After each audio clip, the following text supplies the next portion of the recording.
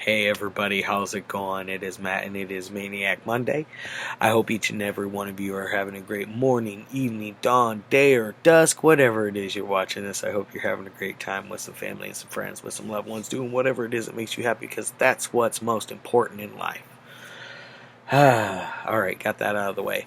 I hope each and every one of you did have a fantastic weekend. Mine was kind of busy. Sorry I didn't get to do a video for you guys Friday. I had an extremely busy Friday and Saturday, so it made it a little out of reach for me to be able to do one. So hopefully you guys forgive me on that one.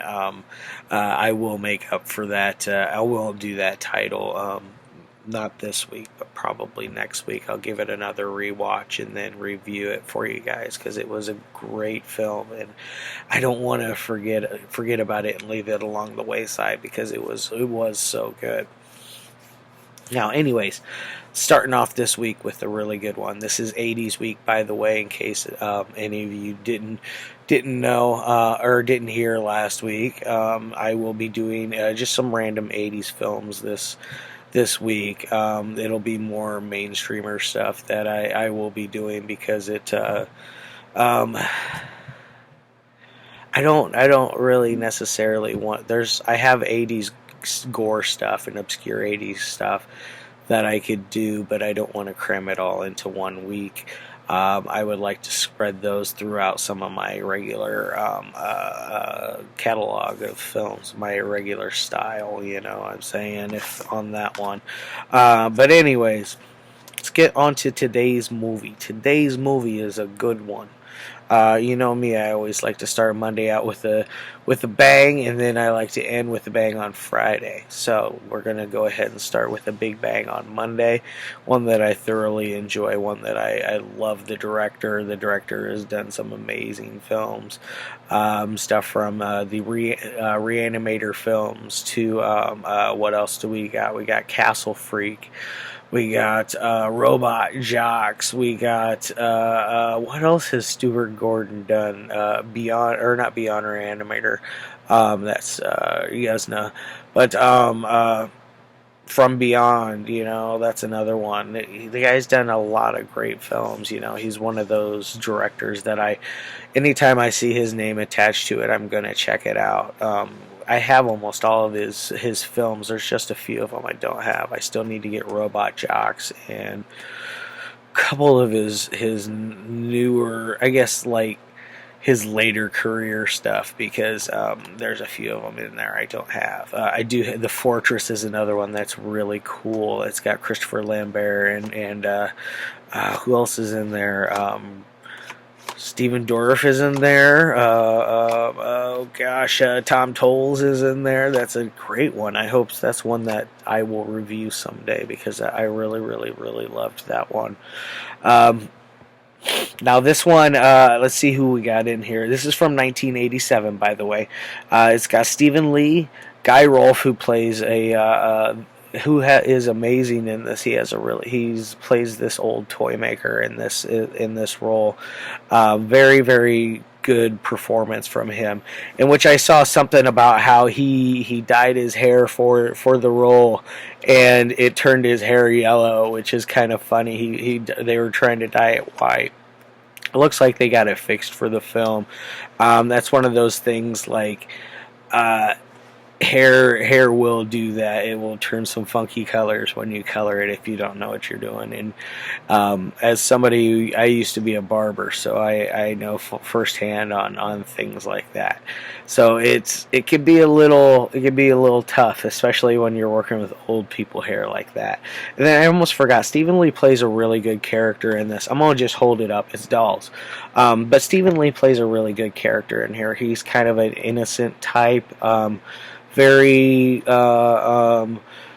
childlike. He's got a lot of innocence to him. I really like Stephen Lee's character. He's very he kind of reminds me of me, kind of, in ways, because I am kind of a big kid myself.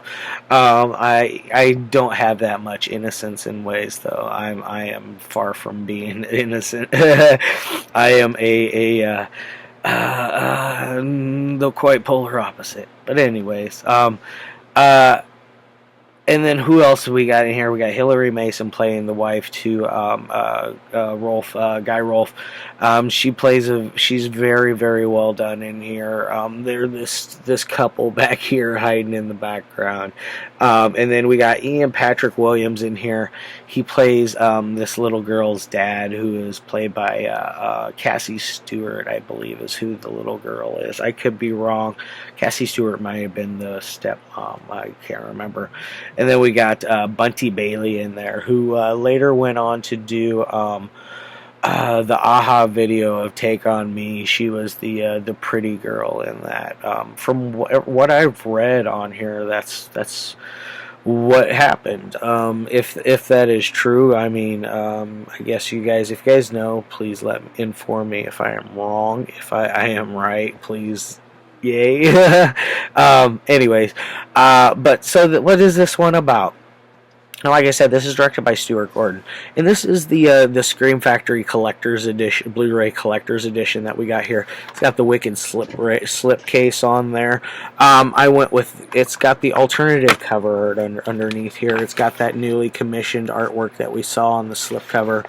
And then the alternative artwork is the original artwork, which is what I usually go with on the slip cases, is the original artwork, because I am I have a soft spot for the old artworks of the 80s and the 70s. You know, that stuff was very cool, especially if it on foreign films, because you can get some really neat ones on foreign films that kind of get brushed aside for new artworks.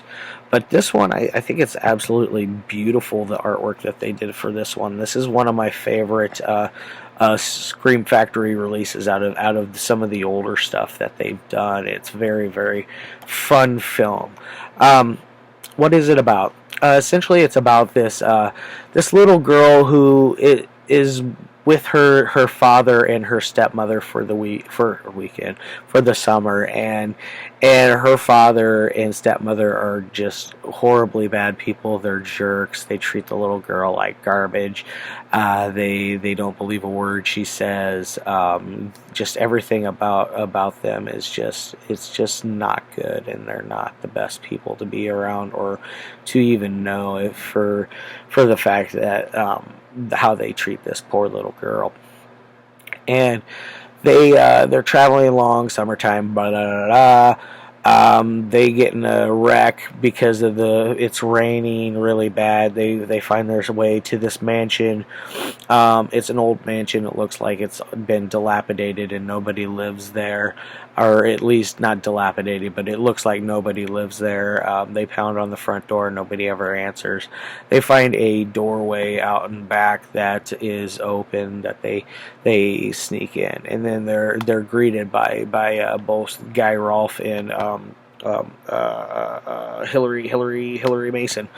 Sorry, Guy Rolfe and Hilary Mason. They're met by them, and shortly thereafter, you got Stephen Lee's character, and then he picks up two girls, two English punk rock girls. One of them is played by Bunty, and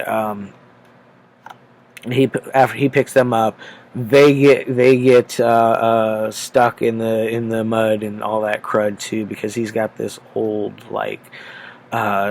convertible. I don't know what kind of car it was. It looked like an old Benz, like an old Mercedes Benz or something like that. I'm not really 100% on cars, but they get stuck and they end up at the house as well. Turns out the old man is an old toy maker. He's got all these different dolls all the way around the house that are different styles, from marionettes to not mannequins, but punch. We got a punch doll right here. We got the little drummer soldiers, nutcracker soldiers. There's like little dollies. There's all kinds of different kinds of dolls in this film. And what happens is basically after all these people get stuck there, the dolls start to they come alive. They're already alive. The people just don't know it yet. What happens is basically the dolls pick off one by one on basically everybody that's bad, because it's that whole moral story of the horror film. If you do good, you won't be the one that dies, but otherwise, you're going to be one of the victims of whatever killer it is in the 80s. As long as you remember that final girl, uh, uh, uh, like how to do all of that is like to be the final girl or guy. It's you got to be innocent. No sex, no drugs, no rock and roll. You got to be a square, basically. You got to uh, be something that most of us are not. But anyways, I don't want to give any more else to the story. There's some fun stuff in there. You get to see, like I said, Nutcracker dolls. You get to see a punch doll come alive. The punch doll is really cool. You got a weird ending on this one that involves the punch doll and her dad. It's very fun, very original for its time. I love it. So let's move on to my ratings of this one. As far as a technical side, this thing is it's pretty crisp. Stuart Gordon is no slouch when it comes to directing film. He definitely has a veteran approach to film. He is this isn't his first rodeo here. You can tell he put a lot of love and effort into this, which all of his films. That's what I enjoy about Stuart Gordon's films, is he always has that love and passion and joy of him. Like, you can tell he loves what he is doing, and this one really shows. It's a fun movie. And as far as like camera angles, he's got some cool shots that he pulls out in here. Some great little camera trickery for the dolls. I like it. There's some stop motion stuff in there. What else do we got? Like I said, there's the marionette dolls getting around on the string. It's just fun. So on the technical side, like I said, this thing is super polished. The scenes flow together very good. There's no really dull places in it. Unlike my videos that have lots of dull places, this one does not have any dull places. It's good all the way through. But I'm going to give it a 4 on the 1 through 5 scale on the technical side. Entertainment side, it's also going to get a 4. I'm just going to flat out be like, hey, yeah, it's 4 and 4. It's going to be an 8 out of 10 for this film. This is one of my favorite childhood favorites that I like to watch once or twice every year.